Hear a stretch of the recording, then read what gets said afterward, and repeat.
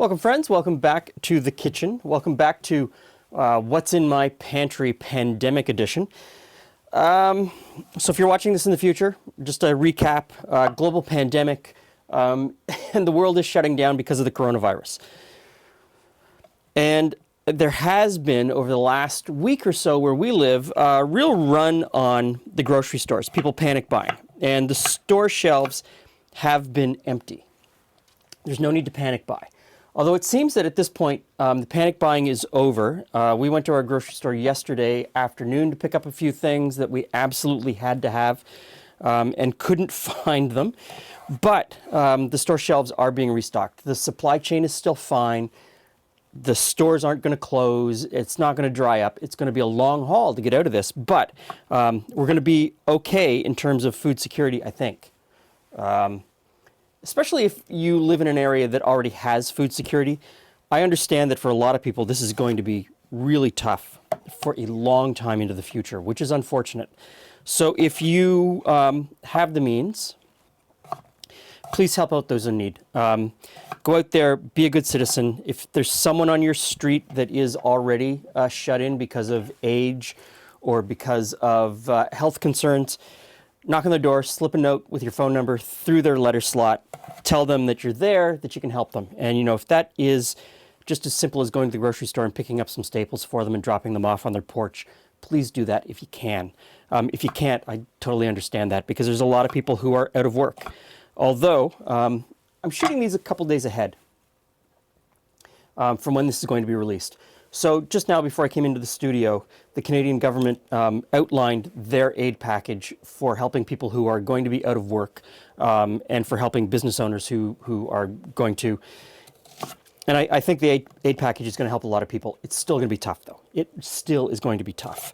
So after all that rambling, today in the kitchen, I'm going to make pierogies. Although these are not necessarily strictly traditional pierogies, and they go by many names. This is a style of food that many cultures use, essentially a dumpling filled with something. I have not made pierogies in a long time, but I know that the ingredients are something that most people have in their kitchen. So into this pot, I put 2 small potatoes. I've got salted water in there. I had a shallot hanging out in my fridge, so I'm going to put it in because I like that flavor in my potato, but you could put in an onion. If you only have green onion, put in green onions. If you have a brown onion, chop it up and put it in. White onion, whatever kind of onion you have, you can put that in. I'm also going to throw in some horseradish because I really like horseradish in my mashed potatoes. So I'm going to put some in. Don't have horseradish? Maybe you've got a jar of wasabi. Put in some wasabi. That would work really well too. Essentially, you can flavor this potato mixture any way you want, as long as the potato clumps together nicely later. So you don't want to put in a lot of cream or a lot of butter, although you could put in sour cream or cottage cheese. I mean, this is why I'm doing this recipe, because it is so widely open to interpretation. So I'm going to let those boil away until they're softened, and then we'll mash them, and then we'll let them cool. I'm going to move on to the dough.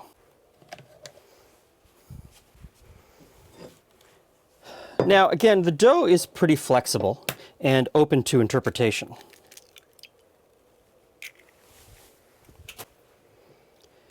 There are so many ways that you can make this dough. There are recipes that use eggs, that don't use eggs. There are recipes that use sour cream, that don't use sour cream, that use milk, not milk. Pretty much what you need to do is just reach a certain consistency. You could make this recipe. I've got 2 eggs in here, and I'm putting in some salt. You could make this recipe just with flour and water, and mix the flour and water to a consistency that you get a nice dough that you can roll out. Doesn't have to be too complicated, but because I've got 2 eggs, I'm going to use 2 eggs. If you had sour cream, go ahead and put in some sour cream. Leave out one of the eggs, leave out both of the eggs, and just use sour cream. I'm also going to put in some butter, because I like a little bit of butter in with mine, but I understand as well if you don't have butter, don't put it in. You could also put in margarine. If what you use is margarine, go ahead, put that in. Really what it comes down to is you're going to see the consistency of the dough that I end up with, and that's what you're looking for. So I'm going to start off, just whip these eggs a little bit. And in with the water.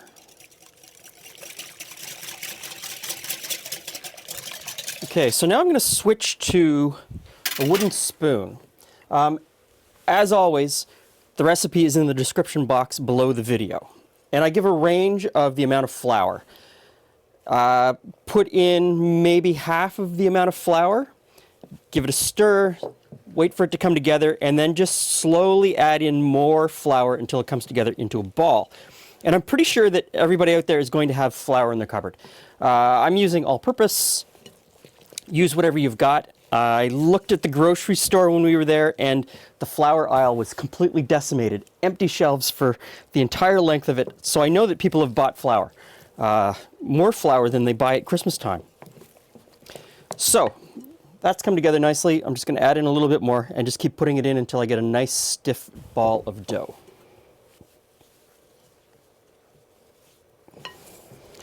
Now, at some point, it's advantageous to switch to your hands. You don't need to knead the dough, but you want to make sure that it is not sticky, but smooth and elastic.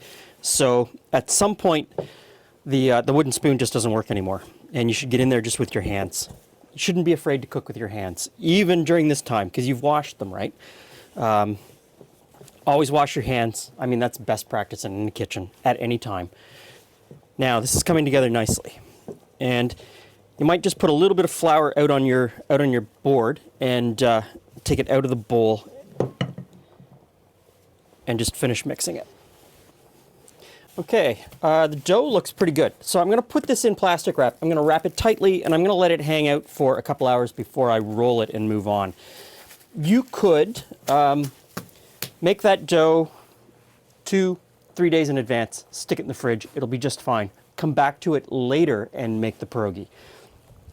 And it's also, I mean, that dough is not much different than a pasta dough. You could put that through a pasta roller, make it into noodles, and boil it and cook it that way. It would be really good. Now our potatoes need just a little bit more.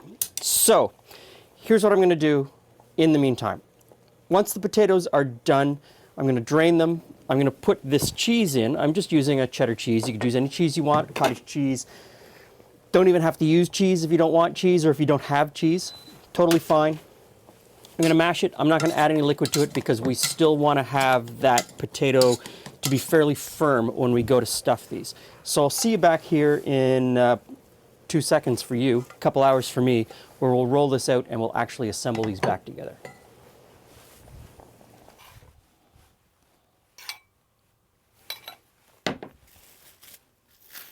Okay, a little bit of flour on the bench, and we're going to roll this dough out fairly thin.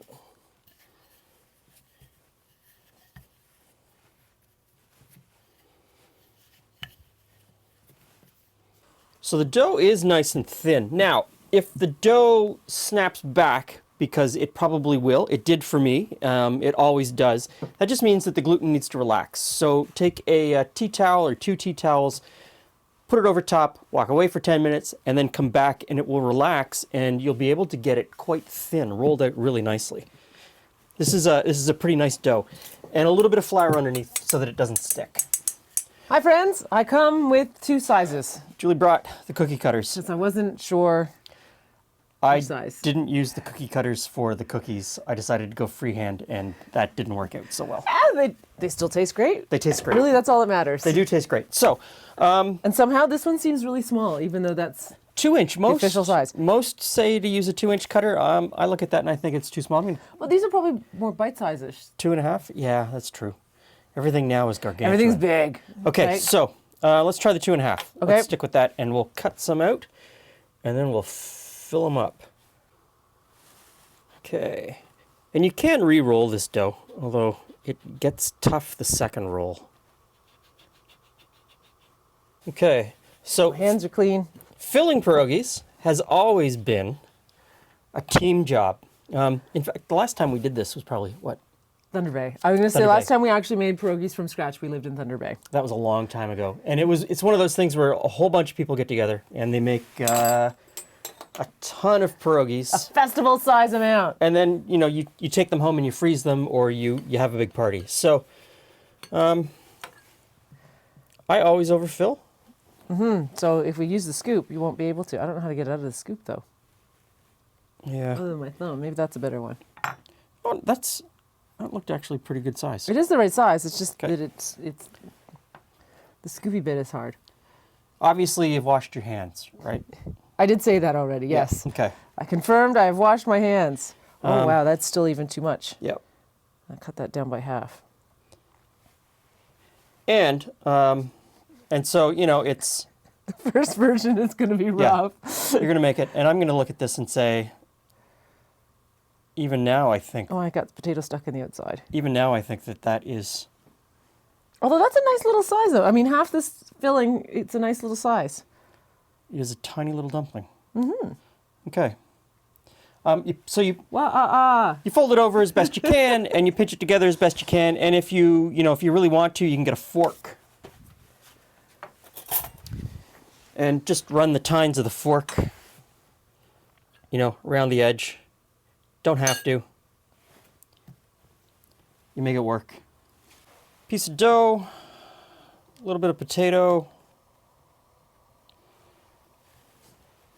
and fold it over. The dough is nice and stretchy, so you can stretch it, and then you pinch it together. And you want to drive out as much air as possible, too, from the filling. And that's it, a pierogi. And, like we said earlier, it's been a long time since we've made these, and slowly it comes back. Slowly it comes back. So, Some things we've rediscovered. it's easier just to grab out a little bit with your fingers. The spoon is a great idea, but you're going to figure it out very quickly how much you need. And the first ones didn't need it because the dough was still moist enough. But as you work through it, the dough dries out a little bit. And so dip your finger in a little bit of water, run it around one side, and then crimp them closed. And it'll stick a lot better. I also found it helpful if I shaped the potato Shape the potato, Jim. into the like the half moon shape. Yep. Then I could just fold it over instead of having to flatten it and fold it. And fold it. So as we work through these, so many different fillings. You can put anything you want in them. Ooh, fruit is always good. I do like fruit. So if you've got some frozen, I don't know about frozen fruit. It might be too wet. Yeah, I would thought and make a compote or Yeah. not even a compote, maybe even jam, pretty much. Or a dollop of jam, yeah. And Yeah. then you should put icing sugar Icing on sugar after. on it. Yep. But I think you could have a lot of fun with, like everything, you can have a lot of fun with this. What have you got in the house? What flavors do you like? Dumplings are kind of a global thing. Everywhere we've gone in the world has a version of a dumpling. So make the flavors that you like, Yeah. right? I mean, if you have some Tex-Mex and some ground beef, Yeah. throw it in. We do like our Tex-Mex, it's true. Yeah. But maybe you would prefer something more with some meat or with a curry flavor. Sorry, Yeah. I'm mumbling. Perhaps you prefer something with a curry flavor in it. Yep. Doesn't matter. What's in your cupboard, man? That's gotta go well, with that. at this point, it's tradition. Sorry, tradition gets thrown out the window. You do what you've got, and you know what? It's going to be fantastic no matter what happens. And if So, you've never had this version of a dumpling, yeah. make them.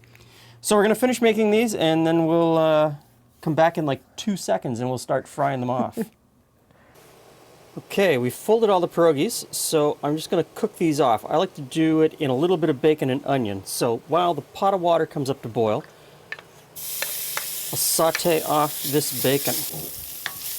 Okay, Jules, the water's on boiling. the boil. So we ended up with 60, I think so. Close to, yeah. close to 60. So you're going to get 50 to 60, somewhere in there. It'll be a little bit different every time you do it because of the way you fold them. So I put some onions in. I've rendered out the bacon with the fat. Put some onions in, and you just pop those into the boiling water. That might be boiling too high. Let me turn that down a little bit. And you pretty much just boil them until they float. And don't crowd the pot too much. Whoops. No, that's good. That's good. I'm putting 2 more. And whatever we don't eat tonight, we'll just leave on that tray, stick it in the freezer, freeze them individually, and then pop them into a freezer bag. Makes for a great meal later. Yeah. All right, Okay. these are done. Or those are done. They're done. Yep. So I like to finish them in the pot with the bacon. Brown them just a little bit if you can.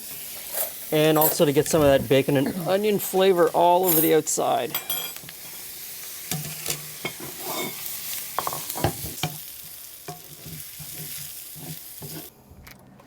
All right, I got a little 1 gallon. Ooh, beer. Because that name seems to fit. So that It's always exciting. that's from our 1 gallon brew video, and this is the part bottle at the very end, like the dregs, the bottom of the fermenter. Still looks fantastic though.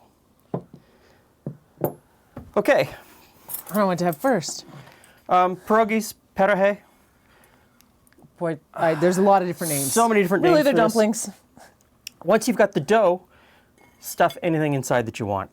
And I have to admit, for me, the pierogi is almost just a way that it doesn't seem weird that I'm eating fried bacon and onions with sour cream.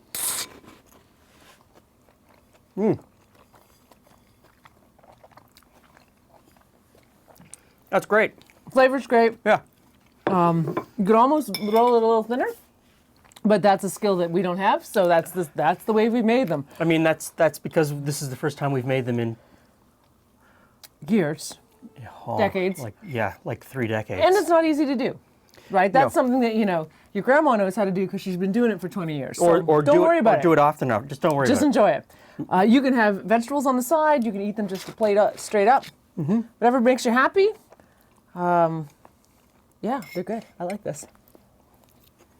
Inexpensive, easy to make, comfort food. This recipe doesn't make so many that it's daunting. A lot of recipes are daunting because they make so many. And like 4 meals. Yeah. For the two of us. For the two of us. That's 4 meals. So some will go in the freezer, and then you can cook them straight from frozen. You don't need to thaw them out. You can pop them right in the water frozen. So But, of course. stay safe, stay well. I hope everybody's getting by in these tough times. And help your neighbor. If your neighbor needs help, please help them out. All right. Thanks for stopping by. See you again soon. That's good beer. I like that. Yes, chicken? You just had to say something, didn't you, chicken? I'm just going to sit here and eat this then.